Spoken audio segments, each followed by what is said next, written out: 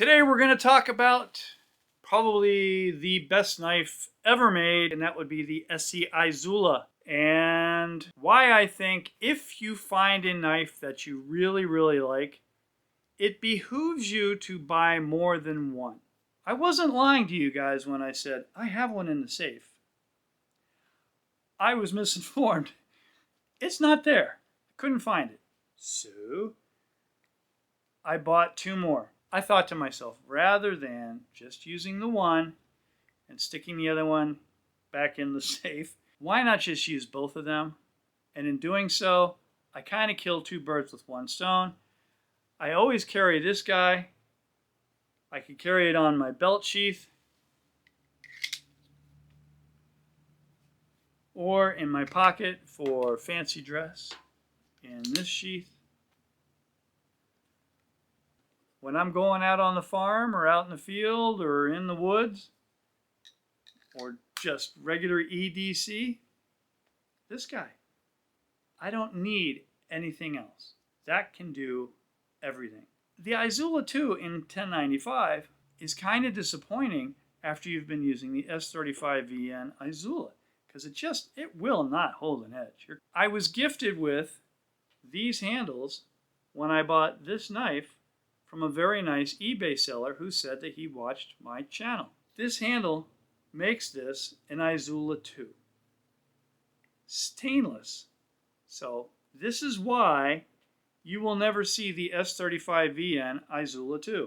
Also, the Zancudo. It's so similar in size and specs to this size knife that it would be redundant for them to make the Izula II in S35VN. If you want an S35VN Izula II, it's going to cost you. You got to buy the Izula and then buy these handles. And then, wham, bam, thank you, ma'am. You have the Izula II.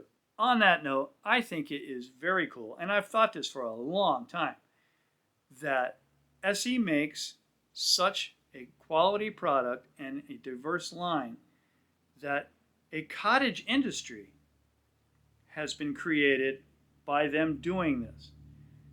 They make what they make, and they don't make a lot of embellishment, or you can't buy a bunch of different configurations. And people like variety.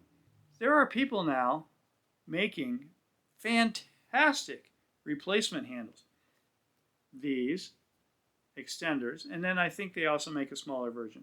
And then there's other guys that have, I guess, access to CNC stuff who are making knife handles and knife sheaths, leather workers doing stuff, plastic benders, Kydex guys. So you have all these people who have created a whole new industry of additional stuff that you can get for your ESEE knives. That's another reason why I'm really a big fan of theirs. I don't think I've been upgraded to fanboy yet. If I was, they may have responded in kind to my video asking for the Izula in a premium steel. I know I've touched on this before, but I just want to reiterate for those of you who haven't seen the other videos.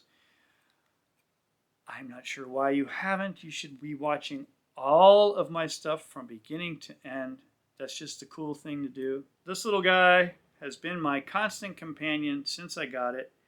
The only thing I did to it was, of course, put these handles on, but reprofiled the edge. I have been very happy with the S35VN. It holds an edge. It's tough.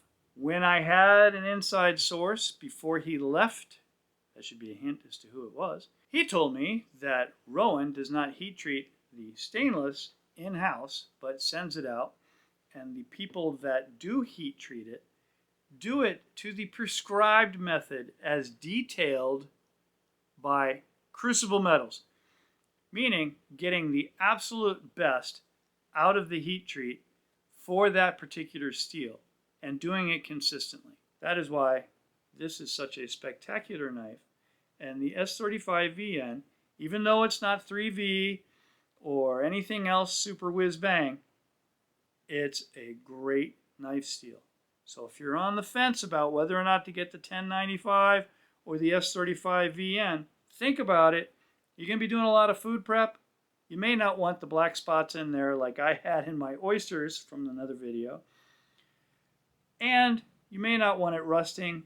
And this really stays sharp, where if you're not a big fan of constantly sharpening things, 1095 might not be the way to go, because they do make that knife a little on the soft side for my preferences. That being said, it also makes it a very, very tough knife, and I know people have a tendency to abuse their shit. I mean, you can abuse this, but don't be trying to pry rocks out of the ground or car doors open. You're going to break it. Yes, they will replace it, but that's stupid. Don't do that kind of thing. A heartfelt thanks to ESEE for at least making them out of S35VN, and also a heartfelt thanks to the creative person who made the extended handles for the Izula, thereby making it into an Izula II and much more useful to guys with bigger hands. As always, another heartfelt thanks. Thank you for watching. I do appreciate it, and I will see you on the next one.